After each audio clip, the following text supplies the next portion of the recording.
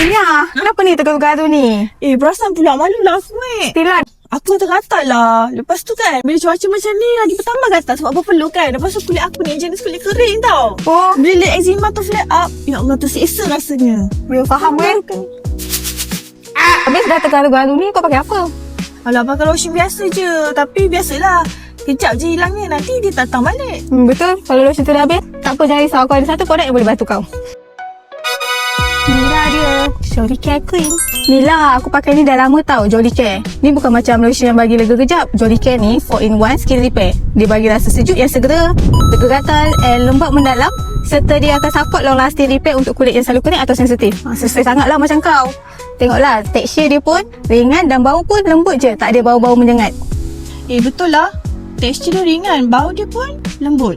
Kan? Yang paling best dalam ni dia ada 10 herbal premium tau. Ramai guna untuk rashes sebab panas, kulit kering, kulit sensitif, sampai eczema prone skin pun boleh.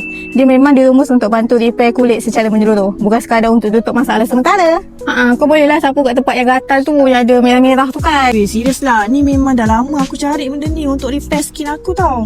Sebab aku dah lama dah tak rasa skin aku yang normal. Terima kasih tau sebab suggest kan. Mestilah, aku tengoklah aku betapa lawan hari ni. So, kalau anda pun ada masalah macam tadi, jangan lupa dapatkan Jolly Care Cream.